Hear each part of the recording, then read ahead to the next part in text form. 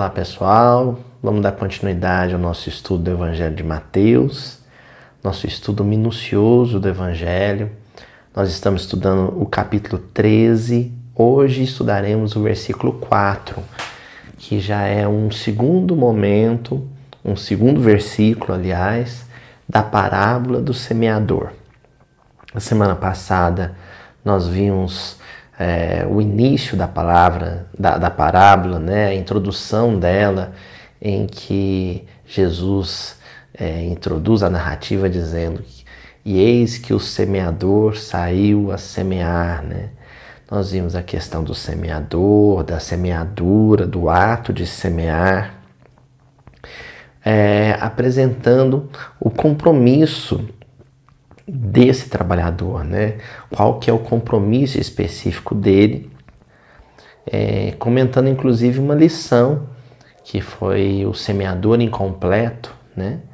Em que nós vimos que para o trabalho de semeadura ser efetivo e ser eficaz, é imprescindível que o semeador seja capaz de ter um atributo indispensável: empatia.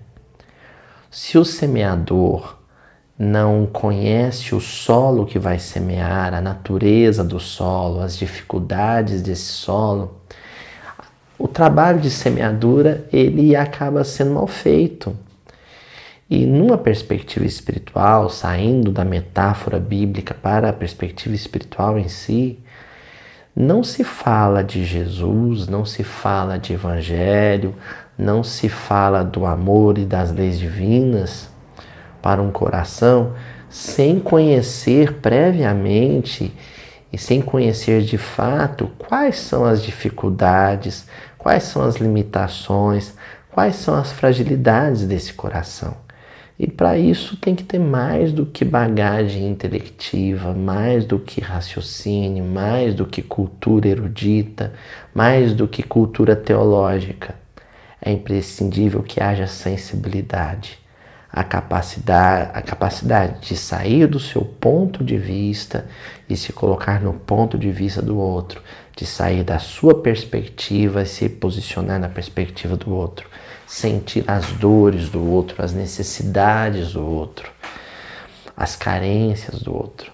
Aí então você vai saber quais os caminhos, os meandros, os meios para chegar ao coração do outro e semear a palavra de nosso Senhor Jesus Cristo. Hoje, no versículo 4, continuando, a narrativa diz assim: e ao semear, uma parte caiu à beira do caminho, e vieram as aves e as comeram. Vamos repetir? E ao semear, uma parte caiu à beira do caminho, e vieram as aves e as comeram. O primeiro tópico que nós vamos analisar nesse versículo, uma expressão, né? É a beira do caminho, né? Sobretudo o núcleo caminho, né? O conceito de caminho. Lá no Evangelho de João, o mestre se define, né? Ele se apresenta para o discipulado dizendo, no capítulo 14, versículo 16 do Evangelho de João, disse-lhes Jesus: eu sou o caminho e a verdade e a vida. Ninguém vem ao Pai senão por mim. Então Jesus se define como o caminho. Jesus é o caminho. Ele é o caminho a ser trilhado, né? Os cristãos, no início da epopeia cristã na Terra, eles eram conhecidos e se definiam como homens do caminho, né? A primeira igreja, que é a igreja de Jerusalém, era conhecida como Casa do Caminho. Não só porque ficava na estrada entre Jerusalém e Jope, mas sobretudo porque era a oficina de trabalho dos homens do caminho. Então Jesus, ele é o caminho. E quando a gente pensa no caminho, a gente pensa sobretudo na noção de justiça, de retidão, né? O tzedek, né? O justo, tzedakim, os justos, é aqueles que estão no meio, estão entre duas margens, entre dois extremos, entre duas paralelas, né? Ali no meio é o caminho.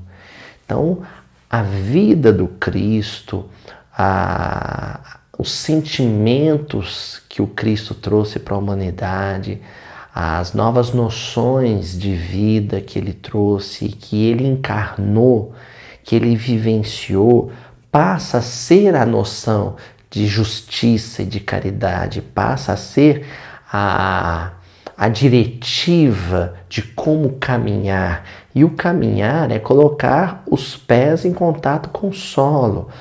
Já que pés, nós já vimos isso tantas vezes, né? Representam sentimentos humanos, né? Colocar nossos sentimentos em contato com o mundo, mas dentro do caminho que é Jesus. Então é segundo a perspectiva de vida proposta por Jesus, segundo os padrões de vida que Jesus apresentou para a humanidade. Isso é viver o caminho, isso é trilhar o caminho. Qualquer coisa que se afaste dessa centralidade é extremo, é excesso, é exagero, né? Sai da rota, sai da diretiva, sai dos padrões crísticos, né? Então, as margens, a beira do caminho representa um afastamento dessa diretiva, representa um distanciamento do caminho, né? Aquilo que está à beira do caminho, às margens do caminho, é aquilo que não está mais no caminho, que não está mais dentro desses padrões, né? E existe alguma coisa que vai ajudar a gente a entender melhor o que seria essa centralidade, né? Essa diretiva do caminho, como aquilo que está no meio, né? Que é a noção de equilíbrio. Nas tradições do budismo, existe uma maneira de cumprimentar, de saudar o outro e a vida, né? Que é juntando as duas mãos, né? Como uma representação do meio. O meio é o caminho do equilíbrio. E as tradições dizem que essa saudação ela surge no momento justamente de iluminação de Buda, né? Quando eles se encontravam, se não me falha a memória, à sombra de um salgueiro, né? E ele teve o seu momento de iluminação quando percebeu, naquele momento em que muitos de nós já presenciamos, né? Em que o sol e a lua se encontram no céu durante o dia, né? A lua aparece surpreendentemente no céu. Então ele viu a lua, ele viu o sol, viu um extremo, viu o outro e falou: a iluminação está no entre, está no meio, está no equilíbrio. Nem um extremo, nem o outro. Nem o sol, nem a lua, nem a noite, nem o dia, né? Nem o frio, nem o calor, nem a dor e nem o conforto. Está no entre, está no meio, está no equilíbrio.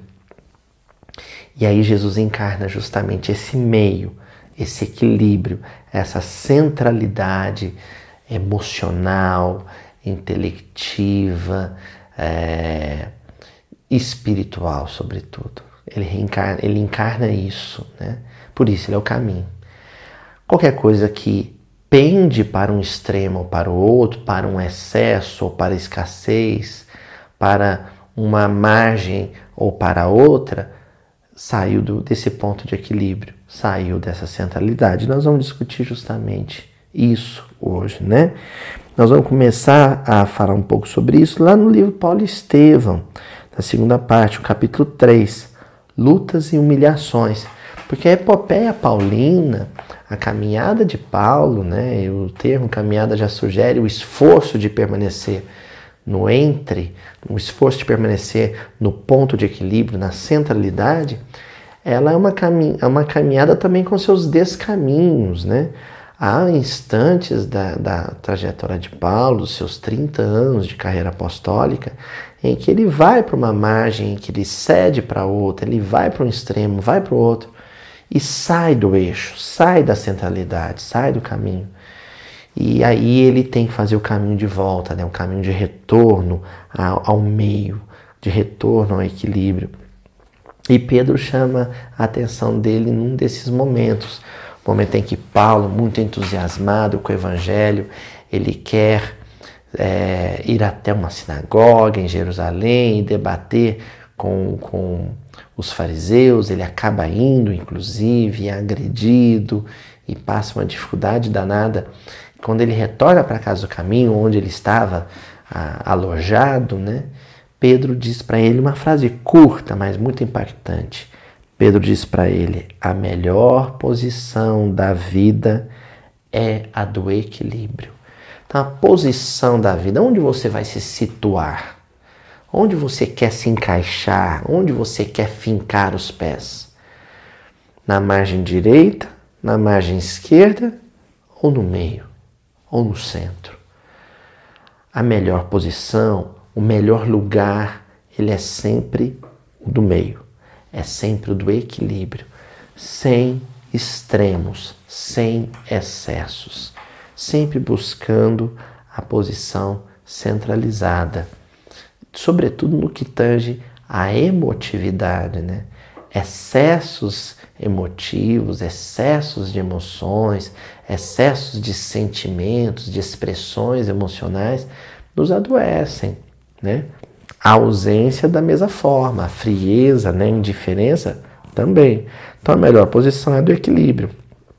Nem a emotividade que transborda ou que se somatiza, e nem a frieza que traduz indiferença. O caminho é ali no centro, né? O Emmanuel, lá no livro Aulas da Vida, no capítulo 13, vai ter uma lição intitulada Aflições Excedentes. E aí ele vai continuar essa linha de discussão sobre o meio, sobre o equilíbrio.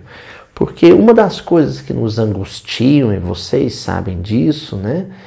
É a gente não saber muito o limite entre a preocupação e a aflição.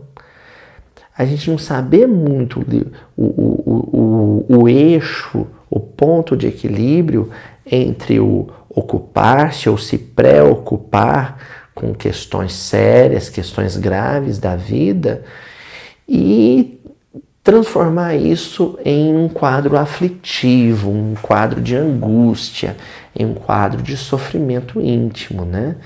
E aí ele escreve esse texto maravilhoso que é Aflições Excedentes. E ele começa dizendo assim: diante da orientação espírita que te esclarece, não te afastes da lógica, a fim de que não te gastes sem proveito, embaraçando o orçamento das próprias forças com aborrecimentos inúteis, embaraçando o orçamento das próprias forças. Então existe uma cota de energia, de vigor, de resistência que nós somos capazes de suportar. É o orçamento das próprias forças. Se você passa dessa cota, se você excede essa cota de preocupação, aí isso se torna aflição. E isso, as suas forças emocionais não vão suportar. É onde a gente desmorona, é onde a gente se esfacela, é onde a gente perde o ponto de equilíbrio, justamente, e cai, e tomba, porque a gente quis colocar nos próprios ombros uma carga aflitiva que esses ombros não conseguiriam suportar, né? Perdemos o equilíbrio. Então vocês estão percebendo como a semente do Evangelho, ela só germina se ela nos encontra no meio, no ponto de equilíbrio. Se a gente assimila uma mensagem cristã em momentos em que a gente está se excedendo, por exemplo, no campo da preocupação, nos momentos em que a preocupação excessiva se transmutou em aflição, essa semente se perde, porque a gente não vai ser capaz de assimilar a mensagem, né? Aquelas situações em que a gente vai numa casa espírita, por exemplo, escuta uma palestra maravilhosa, mas a gente estava tão angustiado, tão aflito com os problemas de casa, com os problemas do emprego, que a gente não conseguia se concentrar na palestra, né? É aquele instante em que a gente recebe uma visita amiga, uma pessoa querida que nos abraça, que nos dá bons conselhos, mas nos pega num momento de tanta aflição, de tanta angústia, de tanto desespero, que a gente não é capaz de se deixar tocar pelo companheirismo do outro. É disso que o Emmanuel está dizendo, e ele continua ainda. Diariamente, batem às portas do além aqueles que abreviaram a cota de tempo que poderiam desfrutar na Terra, adquirindo problemas da desencarnação prematura. Olha que coisa séria que o Emmanuel está dizendo. A gente se excede tanto num campo no outro, né? E quando a gente se excede no campo da preocupação, isso vira uma aflição, uma angústia, e a gente pode, de repente, comprometer nossa saúde gravemente, ao ponto de antecipar nosso retorno no plano espiritual. Isso é muito sério, né? A gente tem que ponderar quando as nossas preocupações estão exacerbadas, a gente ponderar se não é a hora de procurar uma ajuda técnica, uma ajuda terapêutica, se não é hora de procurar a ajuda de amigos, a ajuda de companheiros e, sobretudo, a ajuda espiritual, a ajuda dos benfeitores que servem em nome de Jesus através da prece. Sempre que a gente perceber que nós estamos nos excedendo, saindo do ponto de equilíbrio. E aí o Emmanuel ele continua dizendo, é que por toda parte transitam portadores de aflições excedentes. Então é uma carga pesada que a pessoa passa a carregar, essas aflições em excesso, essas aflições exacerbadas, exageradas, né? Não satisfeitos com as responsabilidades que a existência lhes impõe, amontoam cargas de sofrimentos imaginários. E muito desse peso, muito desse fardo, diz respeito a problemas que ainda não aconteceram, que a pessoa antecipa. É um fardo enorme que a pessoa tem que carregar de coisas que podem, de repente, não acontecer, podem, de repente, não se concretizar, e aquilo está aniquilando a criatura. É o exagero, né? Você tem que se preocupar com as coisas, você tem que se preocupar, por exemplo, com a epidemia, né? Você tem que se ocupar dela, aliás. O preocupar é que nos adoece, né? O ocupar-se.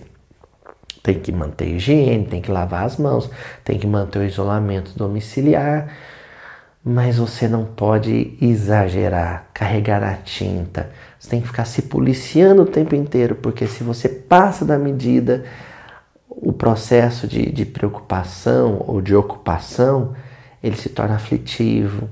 E aí aquilo se torna uma doença tão grave quanto, por exemplo, o contágio com vírus, né? Você não pode ficar o tempo inteiro acompanhando estatísticas e acompanhando a televisão e sabendo como que a doença acontece, porque aquela informação que poderia ser um ato superficial se torna um ato profundo, que mexe com a psicologia profunda da alma e que adoece ela, né? Por isso Emmanuel encerra dizendo: bem-aventurados os aflitos, disse Jesus. Felizes, sim, de todos os que carregam seus fardos com diligência e serenidade, mas estejamos convictos de que toda aflição excedente complica o itinerário da vida e corre por nossa conta. Então, a aflição, no sentido do fardo que se deve carregar em benefício da humanidade, né? Aquela aflição vivenciada ou experimentada pelos mártires, por exemplo, por aqueles que levam bandeiras de esperança em lugares de sofrimento e que sofrem as remetidas do mal por isso. Essa é a aflição heróica, né? Daí Jesus dizendo no Sermão da Montanha, bem-aventurados os aflitos. Agora, aquela autoflagelação, aquele autossofrimento, aquele sofrimento autoimposto, esse é desnecessário e esse só nos prejudica. O custo da encarnação.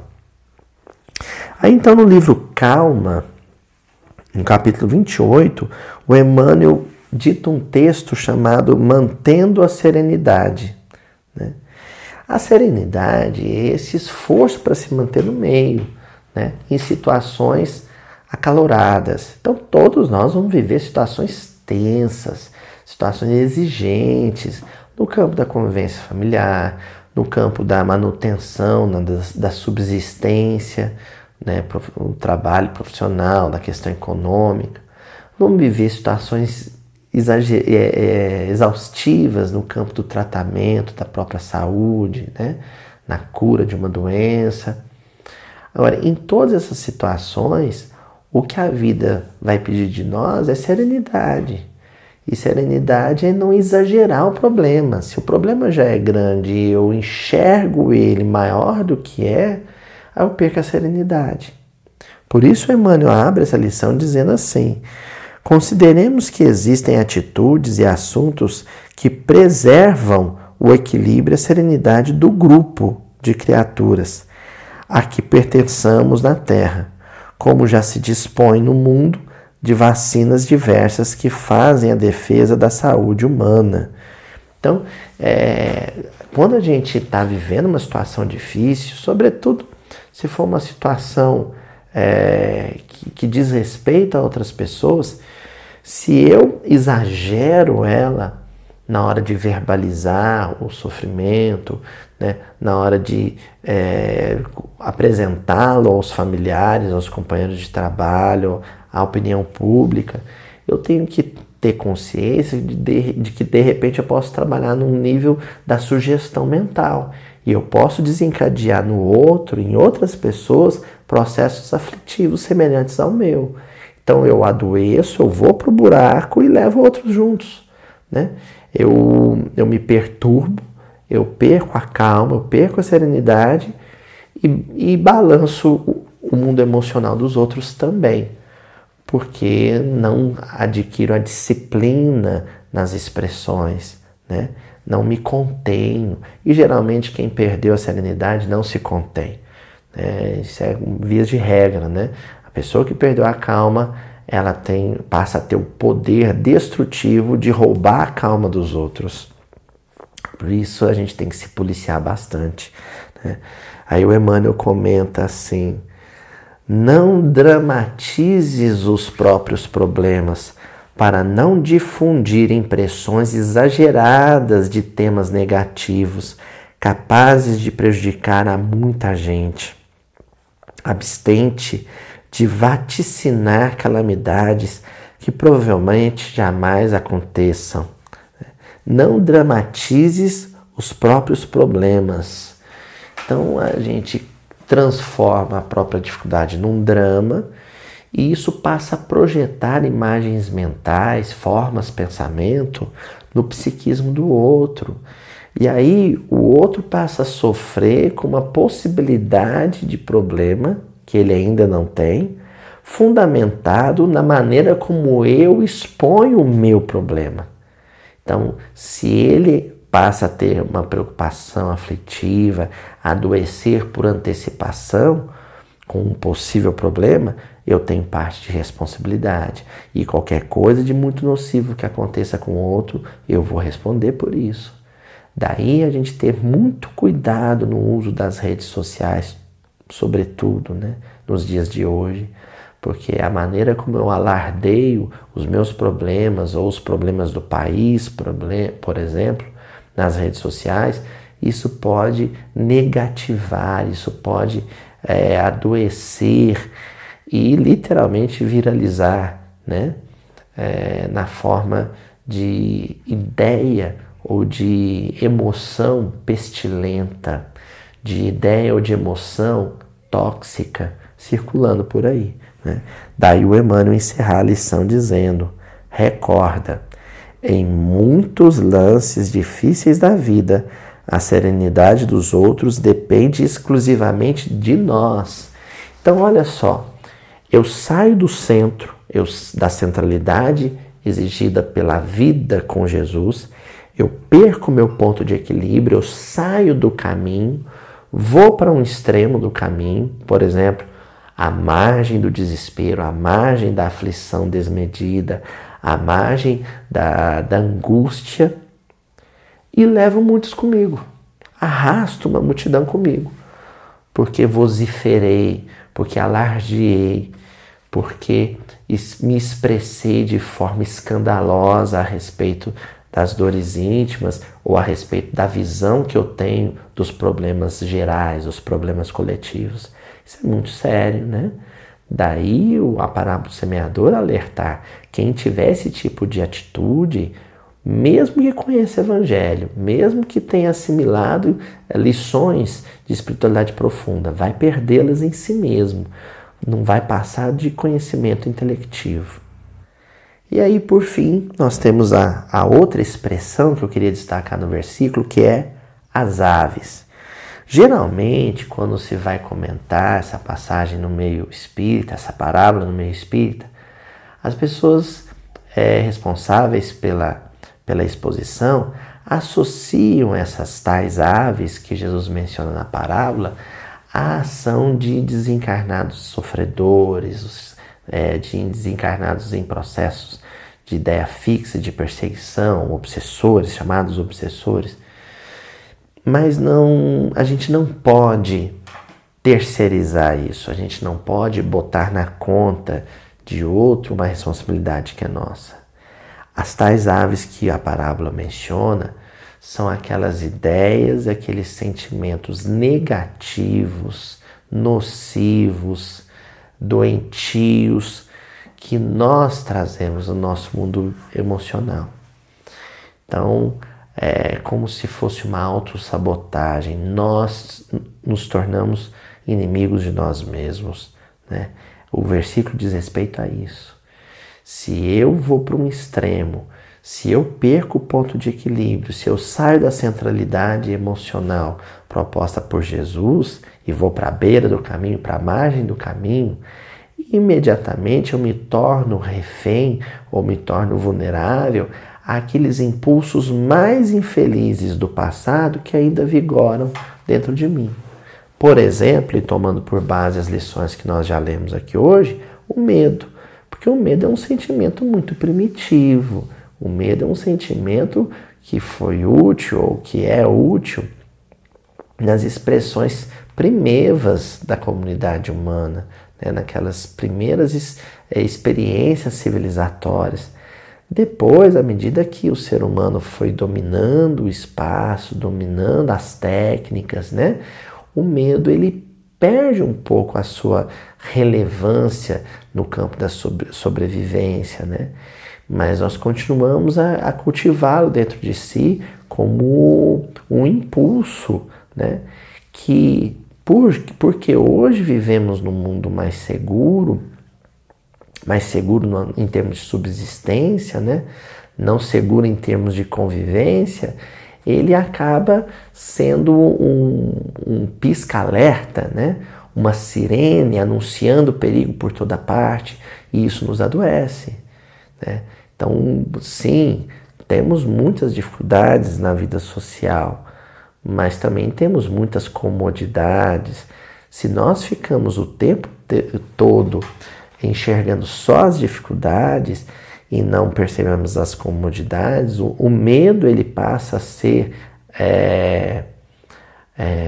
ele passa a imperar, ele passa a dominar o nosso mundo emocional, né?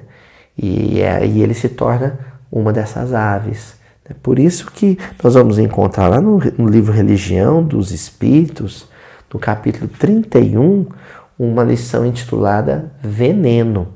Então nós só vamos substituir a expressão as aves pela expressão veneno, né? As aves que comeram a semente ou que devoraram a semente, pelo veneno capaz de consumir, né? De ser o corrosivo da alma que recebeu a lição evangélica, que se perdeu por conta desse veneno. Que veneno é esse, né? Então Emmanuel vai dizer, corrosivo no coração, a sugerir do conúbio entre a revolta e o desânimo, tisna o manancial da emotividade e sobe a cabeça em forma de nuvem. E chegado ao cérebro, transfigura o pensamento em plasma sutil de lodo, conturbando a visão que se envolve em clamoroso desequilíbrio. E o Emmanuel aqui escreveu um tratado psiquiátrico, né? Porque ele está dizendo que essa emoção, ela sobe ao cérebro, ela reconfigura o cérebro, ela vicia o cérebro, né? É um tipo de emoção que ruma as respostas do cérebro no sentido sempre da autopreservação, né? No sentido de que o mundo está sempre oferecendo perigos, de que as circunstâncias são sempre ameaçadoras, e aí eu perco o ponto de equilíbrio, vou num extremo e acabo condicionando as minhas reações sempre a reações de medo, né? Por isso que ele encerra essa lição dizendo assim: guardai-vos, pois, assim, no clima luminoso do serviço constante. Se a minha mente está centrada, de novo, meio do caminho, centrada, focada no ponto central, no ponto de equilíbrio, que é o serviço com Jesus, eu não descambo para os extremos, eu não descambo para os exageros. Eu consigo manter o foco. E o meu foco deve ser sempre a necessidade e o sofrimento do semelhante. Porque quando eu tenho essa visão altruísta da vida, quando o sofrimento, a dificuldade do semelhante, ele se torna prioridade para mim, automaticamente, espontaneamente, eu estou trabalhando em favor de mim mesmo. Tem muitos que discutem essa questão, dizendo que devemos nos concentrar em nossas dificuldades, porque quando a gente se ocupa demais do outro, a gente se esquece de si e acaba adoecendo e acaba se prejudicando com isso. Errado. É no altruísmo, é na caridade, na generosidade que a gente acaba se beneficiando mais.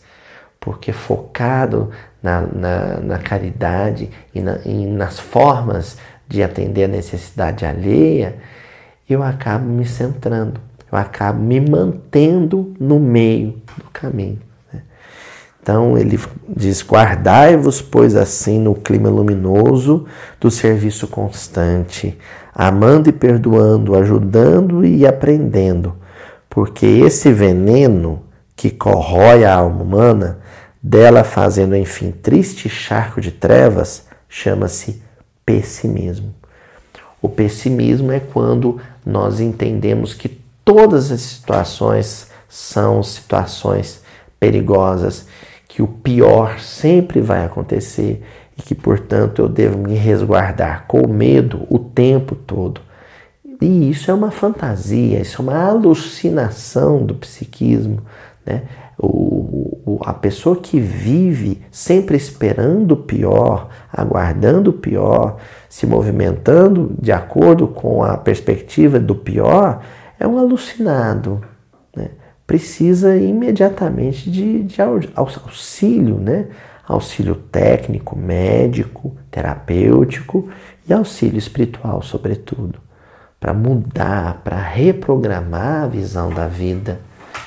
E mudar a visão da vida é trazê-la, deslocá-la para o centro, para o eixo do equilíbrio. Sim, o cuidado, o zelo, a precaução, e não o exagero, a aflição, a angústia, ali no meio, né? Sempre trazendo a postura emocional para aquela posição do equilíbrio que Pedro mencionou para Paulo. E aí nós encerramos com o livro Vinha de Luz, no capítulo 86, uma lição intitulada Saibamos Confiar. O Emmanuel vai comentar a frase de Jesus no Evangelho de Mateus, no capítulo 6, versículo 31, em que Jesus recomenda: não andeis, pois, inquietos.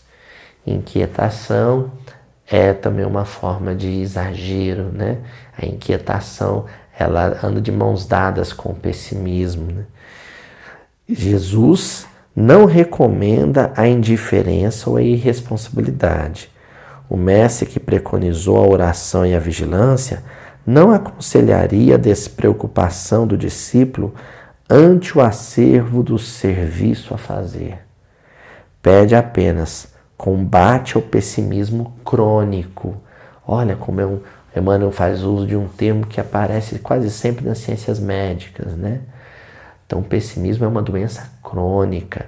A pessoa, quando entra por esse viés, quando descamba para essa margem do caminho, para essa beira do caminho, ela custa sair disso, porque aquilo se torna crônico. O olhar sobre a vida está viciado, né? Aflitos e angustiados desorientam-se a propósito de mínimos obstáculos, inquietam-se com respeito a frivolidades de toda sorte, e se pudessem, pintariam o firmamento a cor negra, para que a mente do próximo lhes partilhe a sombra interior. É uma coisa curiosa, o negativo, a pessoa pessimista, ela tem sempre uma necessidade de que o mundo veja as circunstâncias sob a sua ótica, né? É como se o estar sozinho no pessimismo o incomodasse a ponto de querer que outros também lamentem, outros também se queixem, outros também enxerguem a vida com esses olhos sombrios, né?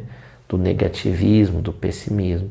Então, o pessimista, ele se caracteriza por isso, ele está sempre noticiando as coisas da pior forma, ele está sempre buscando apontar para os outros o pior ângulo, porque ele precisa dessa solidariedade negativa, dessa solidariedade no sentido ruim, né? No sentido distorcido do termo. Na terra, Jesus é o Senhor que se fez servo de todos por amor e tem esperado nossa contribuição na oficina dos séculos. A confiança dele abrange as eras, sua experiência abarca as civilizações, seu devotamento nos envolve há milênios. Então, olha só, Jesus é o mestre do otimismo, Jesus é o mestre da boa visão, da visão esperançosa, da visão animada de tudo. Jesus, ele passou os 3 anos de apostolado dele conosco, sempre enfatizando a positividade da vida, pedindo aos discípulos que olhassem as aves no céu, os lírios no campo, né? que deixassem a cada dia o seu mal, que não se ocupassem com o mal do dia seguinte, ou seja, não se preocupassem. Então, a epopeia do Cristo entre nós, a aventura dele entre nós, é uma aventura de otimismo. E ela se perpetua ao longo dos séculos, na medida em que a família cristã deve ser uma reprodutora dessa tradição otimista. Não existe cristianismo sem alegria, bom ânimo e esperança. Um cristianismo que se prende ao negativismo, ao pessimismo, à noção sombria de existência, é um cristianismo doente, é um cristianismo humano, não divino, né? E por isso Emmanuel termina com um questionamento oportuno. Em razão disso, como adotar a aflição e o desespero se estamos apenas começando a ser úteis? Então agora, nossa geração começa a servir para alguma coisa, a nossa geração começa a atender ao chamado do Cristo. E aí vem as primeiras dificuldades, natural. Como que a gente vai ousar jogar a toalha, né? Bater contra a lona e, para usar uma expressão popular, né? Amarelar, quando nós acabamos de iniciar nossa carreira de cooperação com Jesus? Então, vamos tomar cuidado com esses extremos emocionais que são tão característicos nos nossos dias, que está prejudicando tanto o trabalho da espiritualidade nos nossos dias, em que nós nos deixamos levar por excessos no campo da emoção, por exageros no campo da emoção. Se nós permanecermos nesse campo aflitivo, da preocupação excessiva, da angústia, da aflição de não saber como será o dia de amanhã, se teremos emprego ou não, se estaremos doentes ou não. Se nós não sairmos dessa posição, permaneceremos à beira do caminho, à margem do caminho, porque o caminho em si mesmo é centralidade e equilíbrio das forças emocionais. Qualquer coisa que fuja desse equilíbrio, desse ponto de harmonização interior, é beira do caminho. E a semente, se cair nessa margem, ou seja, se a palavra do Cristo nos encontrar nesse clima de desespero e angústia, nós estaremos refratários a ela e vamos perder o benefício e a oportunidade. Que Jesus abençoe a todos nós, sigamos fortes, sigamos esperançosos, confiantes de que o Mestre do amor e da paz, nosso Senhor Jesus Cristo, não soltará as nossas mãos. Antes de dizer a verdade, eu preciso deixar que o amor sonde o coração alheio. Vai e, antes de tudo, distribui o adubo da fraternidade e do entendimento. Distribui o adubo da fraternidade e do entendimento.